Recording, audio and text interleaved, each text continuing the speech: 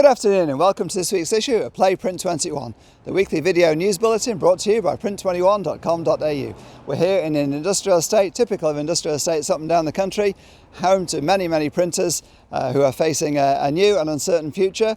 One of the ways that the printing industry is responding to this is by, and in the news, leading the news this week, is with a campaign to get the Australian government to bring back government print and government institution print, taxpayer funded print, bring it all back to Australia. At the moment, between $150 million and $200 million worth of work is going offshore every year, mainly to China, also to places like Vietnam, Singapore. That is work that could be produced in Australia. In the USA, the government there has for many years had a mandate that Australian government institutions must buy from the US companies where they can. A campaign has been launched here with the Print Visual Communications Association, AMWU, the main union, Marvel Bookbinding, Wayne Eastow's business down in Melbourne there, to ask or to request, to demand that the government produces all its print that can be printed here in Australia. We're not just talking about the government itself, but government taxpayer-funded institutions such as the National Gallery of Victoria, Queensland Art Gallery, at the moment sending hundreds of thousands of dollars worth of print over to China because it's a bit cheaper. It's a bit cheaper, the industry is saying, because Australian printers are loaded with costs that Chinese printers don't have to pay. Payroll tax, workers' compensation, superannuation, OH&S compliance, environmental compliance. The industry says it's completely unfair of the government to load costs onto its businesses and then to turn around and say, oh, you're too expensive, we're going to China. The petition was launched and already in space of just a few days, 3,500 printers have already signed that petition. The next stage, and sign it by the way, if you haven't signed it, go to the Print21.com.au website, follow the links and sign it. The next stage, that petition will be presented to the Prime Minister. It will be presented by Richard Salak and PVCA, AMWU. Richard Salak is the Vice President of PVCA. He lives in Scott Morrison's constituency, and his business, Opus, is the main employer in Shepparton, which is in the constituency of Dan Tehan, a government minister and a friend of the industry. The aim of presenting it to the Prime Minister is to get it discussed in National Cabinet and get the government to agree to all print that is funded by taxpayers should be printed in Australia, always, but particularly this time. Why are we sending $200 million worth of print overseas when Australian printers' presses are sitting idle?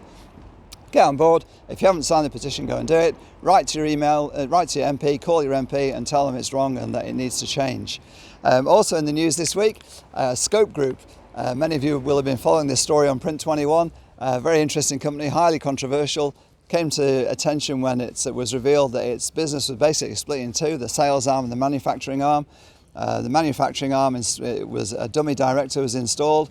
This is all according to the administrator. According to the administrator, it was selling print back to the sales arm at an uncommercial rate. It racked up huge debts, $2.3 million. Got a DOCA, wiped off $1.5 million worth of that debt. The Skope Group then bought it, agreed to pay $22,000 a month.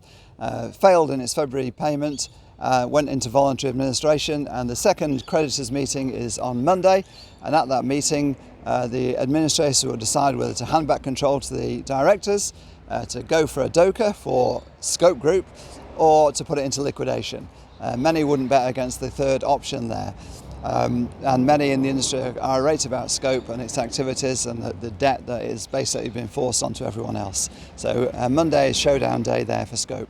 Also in the news this week, on Tuesday, with the Kiwi, the Australian print industry will get back on its feet. It's been closed down effectively by Prime Minister Jacinda Ardern, who put the country into level 4 lockdown, the more extreme version of what we have here.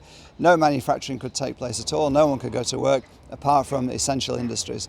This led to the printers being able to, for instance, print floor graphics for social distancing for supermarkets, but not their promotional work.